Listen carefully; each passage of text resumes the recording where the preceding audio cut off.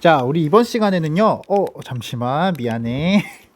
시작하자마자 바로 삑사리가 나네. 자, 죄송. 자, 우리 이번 시간에는 저번 시간까지 우리가 중국에 대해서 살펴보고 있었죠. 자, 중국에서 특히 주나라까지 살펴봤었죠. 주나라가 지금 어떤 상황이었냐면은 왕이 포사한테 빠졌습니다. 그렇죠? 포사 때문에 비단도 엄청 낭비하고 그 다음에는 양치기 소년 짓을 했었지, 그치? 봉화를 막 계속 거짓말을 쳐서 올리는 그런 사고를 치다가 결국 주나라가 유목 부족, 이 말 타고 다니는 부족들에게 침입을 받아가지고 주나라 왕이 결국 동쪽에 있는 나급으로 수도를 옮기게 되었다라는 내용까지 전달을 해드렸습니다. 자, 그럼 우리 이제 이번 시간에는 뭘 볼 것이냐? 나급으로 천도한 이후에 중국이 어떻게 되었는가? 요걸 살펴보는 게 여러분 이번 시간 수업 내용 되겠습니다. 자, 딱히 뭐 여러분 이제 문제 없겠죠? 우리 1단원 5쪽은 학교 왔을 때 할 거고요. 이번에 학습지 1단원 6쪽 보면서 여러분 수업 준비하시면 돼요. 자, 그러면 오늘도 진도 나갈 내용이 적지 않으니까 같이 한번 잘 살펴보도록 합시다. 자, 여러분, 주나라의 봉건제는요, 기본적으로 제후들이 굉장히 많은 권력을 가지고 있었습니다. 자, 그래서 제후들이 권력을 많이 가지고 있다는 뜻은 반대로 왕은 수도 근처에서만 왕이니까 일반적으로 우리가 생각하는 왕에 비해서 굉장히 왕의 권력이 약한 편이었다라고 우리 정리를 할 수 있겠죠. 그쵸? 여러분, 우리 메소포타미아와 이집트 같은 경우에는 왕권이 생각보다 강한 편이었어요. 그죠? 이집트 같은 경우에는 특히 왕이 한 번 되면 죽을 일이 없었잖아요. 그치? 그래서 이집트의 왕은 어마어마한 권력을 휘두르고 있었기 때문에 우리가 신권 정치라고 부른다라고 이야기할 정도였는데 이 당시의 주나라는 그거에 비해서 아주 약한 거였다는 거죠. 거기다가 더 문제가 있었습니다. 자, 무슨 문제가 있었느냐? 여러분, 이 제후들은 보통 가족, 친척들을 이렇게 임명하는 경우가 많았다라고 제가 잠깐 정리를 해드렸었는데, 자, 그림으로 정리를 한번 해볼게요. 자, 보겠습니다. 그러니까 제후 왕이 됐잖아. 내가 이제 왕이 됐으면 제후들을 뭐 형도 제후가 될 수 있고요. 형이 제후가 되긴 좀 웃기긴 하지만 어쨌든 예를 들어 봅시다. 겠죠? 그 다음에 뭐 삼촌, 사촌, 그 다음에 오촌들, 요렇게 되는 내 친척들, 뭐 더 많을 수 있습니다. 그죠? 그런 사람들한테 내가 이제 이 나라의 땅을 떼주고 마음대로 할 수 있는 권력을 해준 거야. 이때까지만 하더라도 여러분 삼촌이나 사촌이나 뭐 오촌은 많이 본 적 없겠지만은 아주 먼 사이는 아니잖아요. 그쵸? 그러니까 왕이 위기에 처했다라고 하면은 바로 이 제후들이 나를 구해주러 오는 게 딱히 이상한 일이 아니었어요. 그쵸? 그런데 이제 이 다음이 문제가 되는 거지. 자, 여러분, 이 다음이 왜 문제가 되나 살펴볼게요. 자, 여러분 있잖아요. 시간이 지나면서 이 제후와 왕의 권력은 왕의 관계는 점점 멀어질 수밖에 없어요. 이게 무슨 소리냐? 나도 아들을 낳겠지, 그치? 나도 이제 왕자한테 자리를 물려주고 우리 형도 자기 아들한테 물려주고 내 삼촌도 자기 아들한테 물려주고 하겠죠, 그쵸? 그러면 이 촌수가 하나 둘씩 점점 늘어나게 됩니다. 여러분 아는지 모르겠는데 아버지와 아들 사이의 촌수가 1촌입니다. 그러니까 얘가 아들 낳았어? 그럼 나랑 삼촌 관계 되는 거야. 이제 원래 형이랑 나는 2촌이잖아요. 그죠? 그 다음에 삼촌이 아들 낳으면 4촌, 5촌, 6촌 이렇게 늘어나는 거야. 그래서 5촌, 6촌 되면서 제후들의 왕의 관계가 좀 멀어졌습니다. 이 정도만 해도 가까우니까 도와주러 올 수 있어. 자, 그런데 이게 계속 물려주는 거야. 계속 물려줘서 여기까지 왔다. 자, 31촌. 여러분 지나가다가 여러분 혹시 그 친척들 모임이라 31촌, 32촌, 33촌 친척들 만나본 적 있어요? 만나본 적 없지, 그치? 여러분 길거리에서 여러분 이런 사람들 지나가도 몰라요. 그냥 남이, 여러분 법적으로도 이 사람들은 남이에요. 그죠? 그러니까 남인데 남이 자꾸 나한테 도와달라고 하면은 여러분 귀찮을 수 있잖아요. 그죠? 그러니까 점점 제후들이 왕을 안 도와주고 싶은 그런 시기가 찾아올 수밖에 없는 거야. 그죠? 자, 이래서 문제가 됩니다. 자, 그 타이밍에 터진 게 바로 우리가 앞 시간에 확인했었던 그 문제인 거야. 바로 왕이 포사를 기쁘게 해주겠다면서 봉화에 오지게 불을 올렸던 그 사건인 거죠. 근데 진짜 여러분 유목 부족이 쳐들어왔잖아요. 그렇죠? 유목 부족은 말 타고 다니는 부족이란 뜻이다라고 말씀드렸죠. 그러니까 기동력이 아주 좋은 거 알겠지? 중국인들이 상대하기 정말 힘듭니다. 자, 그런 상태에서 당연히 왕은 권력이 없으니까 제후들이 도와줘야 되는데 제후들이 뭐라고 생각해? 내가 저 구라쟁이를 왜 도와줘? 이렇게 생각하고 있으니 도와줄 리가 없는 거야. 그래서 왕이 어떻게 됐다 그랬죠? 자, 왕이 수도에서 쫓겨나가지고 원래 수도가 호경이었는데 동쪽에 나급으로 수도를 옮기게 되었다. 자, 즉 쉽게 얘기하면은 왕이 별거 아니라는 걸 스스로 인정한 거야. 그쵸? 자, 우리가 안 도와주면 못 도하니 왕. 내가 계속 받들어주고 왕 취급해줄 필요가 있어 없어? 전혀 없는 거야. 그치? 전혀 없으니까 제후들은 점점 설치기 시작하고요. 왕은 점점 권력이 더욱더 떨어지게 되겠다라는 거 우리가 예상할 수 있을 겁니다. 자, 가뜩이나 자기 집 근처에서만 왕 노릇을 하던 주왕, 원래도 힘이 세지 않았던 주왕은 제후들이 도와주지 않기 시작하면서 완전 왕의 권력은 바닥으로 떨어지게 됐습니다. 자, 그리고 제후들은요, 이제 뭐 제대로 된 왕이 지금 없는 상태잖아요. 그쵸? 제대로 된 왕이 없으니까, 야, 그러면 있잖아, 내가 왕할래 하면 제후들 중에서 자기가 왕을 하겠다. 야, 네가 왕하려면 나도 왕할 수 있어 하면서 서로 막 왕을 하겠다고 설치는 시대가 찾아오게 됐습니다. 그래서 어마어마하게 많은 제후들이 서로 자기가 왕을 자칭하기도 하고 나라를 건국하기도 하고 서로 죽이고 싸우고 아주 역사가 복잡했는데요. 그래서 이 복잡한 시기를 썼던 역사책 이름을 따서 우리가 이 시대를 불러줄 거예요. 자, 그 시기를 쓴 역사책이 바로 여기, 여러분 혹시 이거 읽을 수 있나 모르겠네. 이거 봄 춘자에 가을 추자거든요. 그러니까 이 책을 읽으면 춘추야 알겠죠? 그 다음 책 여러분 요게 전쟁할 때 전자입니다. 알겠죠? 여러분 이거 지우고 써야겠다. 잠시만. 아이고 죄송. 자, 여기에 봄춘에 가을 추자, 그리고 요거는 전쟁하다 할 때 전자. 요거는 알죠, 여러분? 국자입니다. 알겠죠? 자, 그래서 요 책 이름을 합쳐서 우리가 뭐라 부르느냐? 춘추 전국시대다. 이렇게 부르고 있습니다. 자, 정리하자면 이 춘추 전국시대는요, 확실한 왕이 없습니다. 왜? 주나라 왕이 지금 아주 무능한 상태거든요. 물론 여러분 왕이 살아있긴 있어요. 주나라가 살아있긴 있어. 있는데 아무도 주나라 왕을 왕 취급 안 하는 거야. 그러니까 확실한 왕이 없는 상태인 거죠. 제후들이 서로 왕을 하겠다라며 다투던 시대, 이 시대를 우리가 춘추 전국시대라고 부른다. 여러분 이렇게 정리를 하시면 되겠습니다. 여러분 춘추 전국시대라는 표현 정도는 하나 기억하고 가시는 게 좋아요. 왜냐하면 요즘에도 신문기사에서 가끔씩 표현을 쓰고 있습니다. 이게 무슨 뜻이겠어? K-팝의 차세대 아이돌들의 춘추 전국시대다라는 얘기는 이 아이돌 중에 제대로 된 왕이 없다는 뜻인 거야. 이 기자가 보기엔 그런 거죠. 그렇죠? 없고 서로 자기가 잘났다라면서 이 싸우는 시대를 춘추 전국시대라는 표현으로 우리가 많이 쓰고 있습니다. 자, 계속 갈게요. 우리. 자, 여러분 전쟁이 심해졌다고 했으니까 여기서 이제 우리가 유용한 생활 정보, 어떻게 하면 싸움에서 이길 수 있느냐, 요거에 대해서 알도록 하겠습니다. 여러분이 1대1 다이를 쳤다, 1대1 다이 치는 상황이다 라고 하면은 싸움에서 누가 이길 수 있어? 1대1 다이 치는 상황에서는 너무 어려운 질문 아니죠 이거? 그치? 누가 이기는 거야? 아이고 죄송, 뭐야 이거. 자, 1대1 다이 치는 상황에서는 쉽게 얘기하면은 힘이 최고입니다. 힘이 세면 전쟁에서 이길 수 있습니다. 그렇죠? 개인 간의 싸움에서는 힘이 최고예요. 하지만 여러분 우리는 지금 1대1 다이 치는 상황을 얘기하는 게 아니잖아. 그치? 여러분 제후들이 전쟁한다고 하면은 제후들 1대1로 싸우는 걸 얘기하는 게 아니야. 제후들끼리의 싸움은요, 나라들끼리의 싸움입니다. 쉽게 얘기하면 전쟁입니다. 전쟁 알겠죠? 자, 이거는 전쟁인데 전쟁에서 이기려면 어떻게 해야 되느냐? 전쟁에서 이길 때도 당연히 힘이 중요합니다. 알겠죠? 근데 여기서 얘기하는 힘은 개인의 힘이 아니라 나라의 힘이잖아요. 그렇죠? 자, 그럼 나라의 힘이라는 거는 뭐라 그랬어? 여러분 제가 이미 학교 왔을 때 말씀드렸죠? 한 명 한 명의 힘이 중요한 게 아니야. 결국은 1대 100으로 싸우면 누가 이긴다는 거야? 무조건 얘가 이긴다는 거야. 알겠지? 여러분 얘가 아무리 김동현이고 여기가 성내중학교 2학년이라 하더라도요, 여러분 김동현 한 명이 성내중학교 2학년 100명이랑 만나면 이기는 게 쉽지 않아요. 물론 이길 수도 있습니다. 그렇죠? 하지만 쉽지 않아. 나도 피해가 너무 크단 말이야. 알겠지? 그러니까 여러분 전쟁에서 이기려면, 쉽게 얘기하려면 머릿수, 군인 숫자가 굉장히 많아야 됩니다. 여러분 일반인을 얘기하는 게 아니라 군인 숫자가 많아야 됩니다. 알겠죠? 속된 말로 하면 우리가 쪽수라는 표현 쓰지. 그치? 이게 많아야 우리가 이길 수 있단 말이야. 자, 그런데 여러분 있잖아요, 군인 수가 많아야 이길 수 있다 그랬잖아. 그치? 근데 여러분 문제가 뭐냐, 여러분 군인들도 어쨌든 직장인 아닙니까? 그쵸? 물론 이제 강제로 끌려가는 게 무슨 직장이야라고 이야기하겠지만 어쨌든 군인 자체도 직업은 직업이잖아요. 그쵸? 직장인이니까 얘들도 일하면 어떻게 해야 돼? 돈을 줘야지. 그치? 여러분 물론 나중에 이제 남학생들이 가게 될, 저도 갔다 온 이 우리나라 군대는 돈을 많이 안 줍니다. 많이 안 주지만 어쨌든 그것도 돈이 든다는 얘기 알겠지? 그러니까 나라에서요, 국력을 키우려면은 군대가 많아야 된다 그랬고, 국력을 키우려면 군대가 많아야 되고, 군대가 많으려면 뭐가 많이 필요하다고? 돈이 많이 있어야 된다. 즉 국력은 돈이다. 이렇게도 여러분 설명할 수 있겠죠. 그래서 대부분의 제후들의 목표가 뭐냐? 바로 일단 부자 나라가 되는 거야겠지.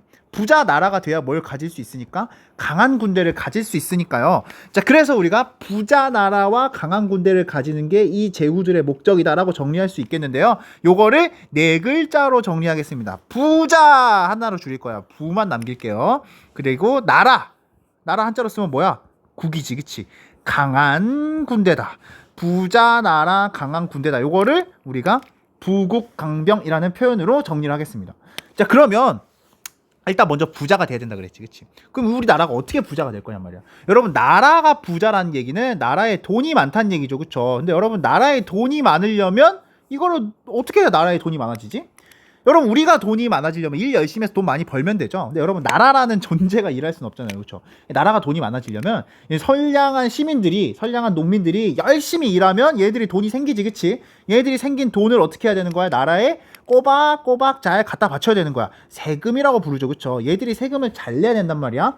그러니까 얘들이 세금을 잘 내려면 얘들이 돈을 어느 정도 갖고 있어야 됩니다. 농민들이 어느 정도 돈을 갖고 있으려면 얘들이 뭘 잘 지어야 돼요? 생각해 봅시다. 뭘 잘 지어야 얘네들이 돈이 많아질까? 농민이니까 직업이 뭐야? 농사잖아, 그치?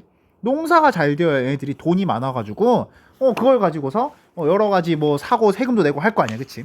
그래서 이 당시에 여러 제후들은요, 농민들이 어떻게 하면 농사를 잘 지을 수 있을 것인가, 이걸 많이 연구했습니다. 농사가 굉장히 뭐가 많이 드는 일이라 그랬어? 힘이 많이 든다 그랬잖아, 그치? 이 힘을 좀 덜어줄 수 있는 그런 방법을 많이 찾게 되는데요. 그래서 여러분, 농사 지을 때 사람보다 훨씬 힘이 센 동물의 도움을 얻는 거야. 사실 곰이나 호랑이면 좋겠지만 곰이나 호랑이한테 도움 받았다가 여러분 물려 죽을 수도 있잖아요, 그치? 얘네 말고 순하면서 힘이 센 그 동물, 바로 뭐? 바로 소의 도움을 받기 시작했습니다.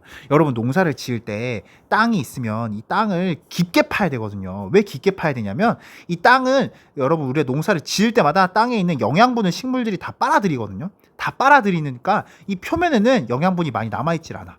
그래서 이 아래까지 파야 농사가 잘 되거든. 근데 이게 너무 힘든 거야. 그걸 누가 도와줘? 소가 도와주는 거야, 알겠지? 그리고 또 깊게 파는데 도와주는 도구가 바로 아주 단단한 이 도구. 이거 뭘로 만든 거야? 철로 만든 거죠. 땅을 깊게 파서 내 노력을 크게 줄어들게 하는 그런 효과가 있습니다. 자, 이게 부자 나라가 되는 첫 번째 방법 중에 하나입니다, 알겠죠? 자, 그리고 이 부자 나라가 돼서 이 머릿수가 월등히 많으면 당연히 이길 확률이 높아지겠지만, 자, 여러분, 머릿수가 비슷비슷하겠죠. 사실 여러분, 중국 땅 어디나 강도 있고 어디나 농사가 그럭저럭 잘 되기 때문에 이제 국력은 거의 비슷비슷하다고 쳤을 때, 그러면 효율적인 전략을 잘 짜는 게 정말 중요해집니다. 여러분 알죠? 사실 성내중학교 학생들 공부 수준이 막 엄청나게 차이 나진 않아요.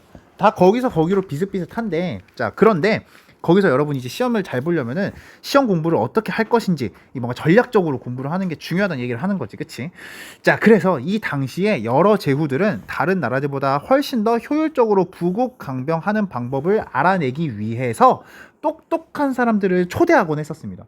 여러 가지 전략을 짜주는 전략 연구가, 전략이나 사상을 연구해주는 똑똑한 박사들이 이때 많이 활동하게 되는데요.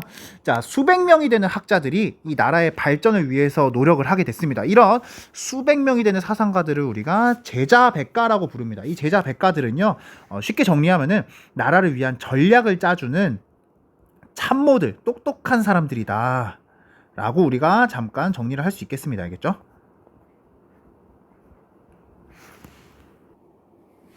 자, 여러분, 뭐 이름만 봐도 알겠지만 정말 많은 전략가 사상가들이 등장을 해가지고 이런 방식으로 나라가 발전해야 된다, 저런 방식으로 나라가 발전해야 된다라는 거를 막 알려주곤 했었는데요.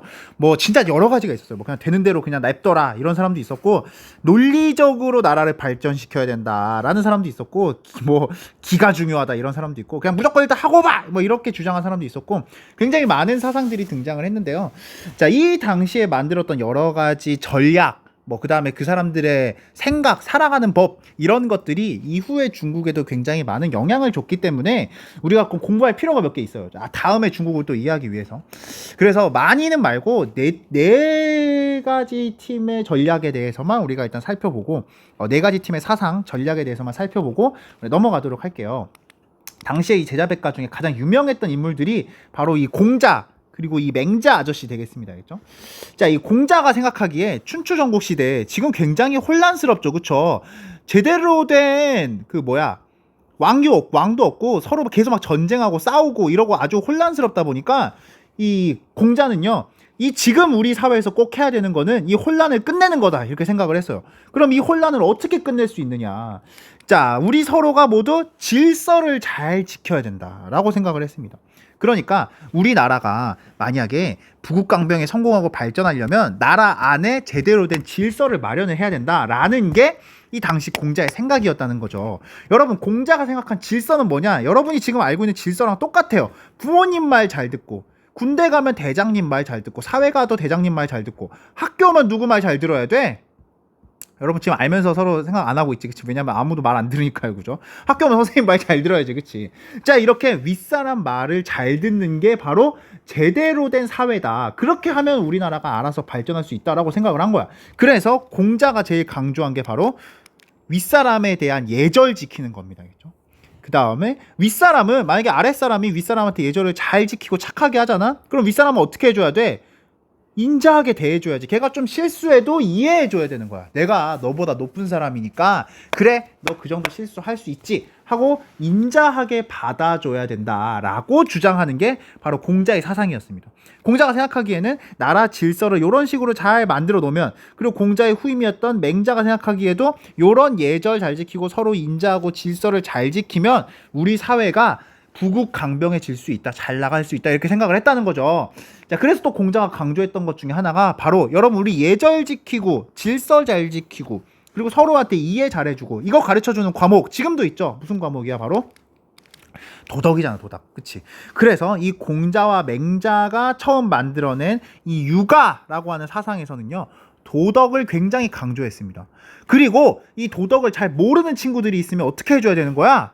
가르쳐줘야지, 그치? 그래서 또 육아에서 강조하는, 이 육아 사상에서 강조하는 게 바로 교육입니다. 교육.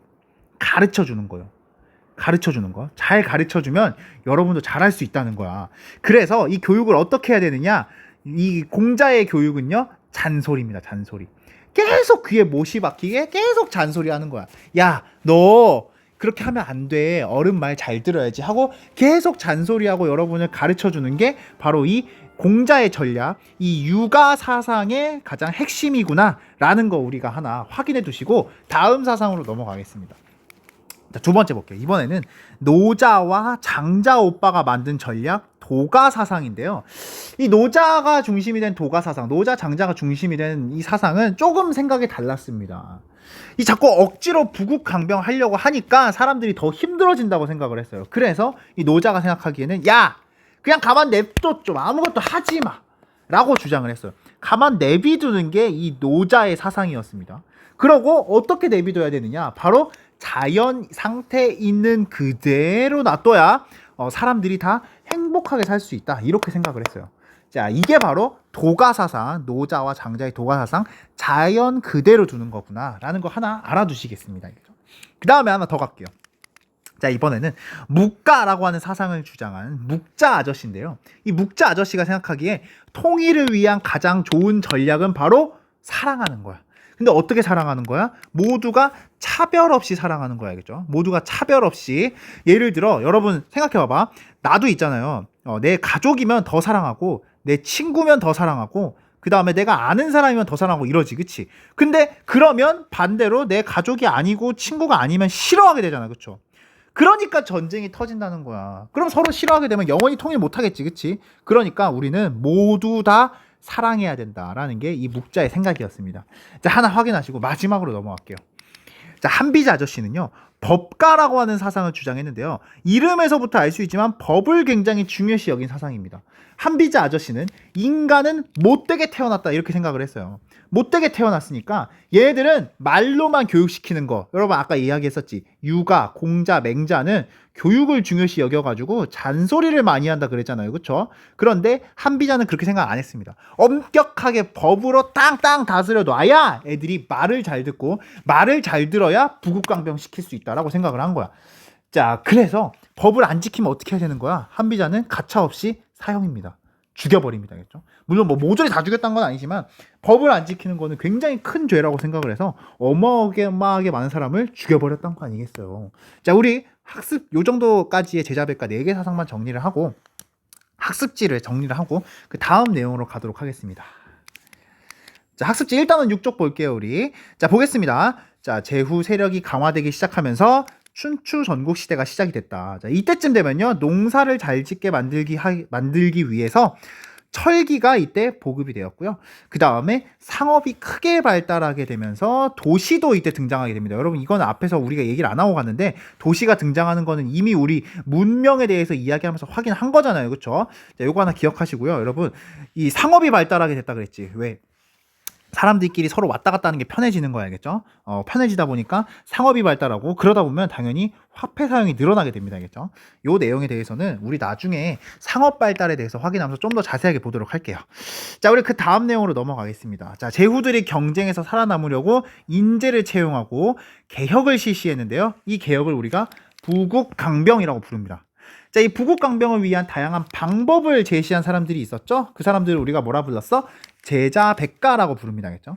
이 제자백가의 주요 사상들 4가지 정도 정리해 보겠습니다. 가장 유명한 게 바로 유가입니다. 유가를 주장했던 공자, 맹자, 얘네들이 가장 중요하게 여긴 게 바로 인자한 거, 예절 지키는 거, 그리고 도덕 잘 지키는 거였습니다. 체크될 수 있겠지, 그치? 그 다음에 묵가는요, 묵자 아저씨가 주장했는데요. 묵자 아저씨 하면 꼭 나와야 되는 게 바로 차별 없는 사랑입니다. 모두 다 사랑하는 거야, 알겠지? 그 다음에 마지막으로 법가는요, 한비자 아저씨가 가장 주된 사상가인데요. 말 그대로 법이 어마어마하게 중요합니다. 엄격하게 적용해야 되는 거야. 그래서 안 지키면 어떻게 해? 죽여. 알겠지? 그치? 마지막으로 도가 같은 경우에는요. 사실 도가는 부국강병 같은 개혁도 싫어했어요. 노자, 장자 아저씨 같은 경우에는 야, 자연 그대로가 좋은데 뭘 개혁해? 이렇게 생각을 했단 말이지. 그치? 요 내용 우리 하나 확인하시고 다음 내용으로 넘어가도록 하겠습니다. 자, 그러려고 했는데 우리 뒤에 내용이 너무 길어가지고 이거 1시간 안에 다 못 끝낼 것 같다. 그치? 자, 우리 이번 시간에는 일단 춘추 전국 시대까지 정리하도록 하고요. 이 춘추 전국 시대의 혼란한 상태를 개혁하려고 했던 여러 제자 백가, 그 다음에 다양한 제후들, 결과적으로 누가 이 중국의 혼란을 끝낼 수 있었을까? 요거를 우리 다음 시간에 추가로 계속 확인해 보도록 하겠습니다. 자, 오늘 수업은 여기까지 하도록 할까요?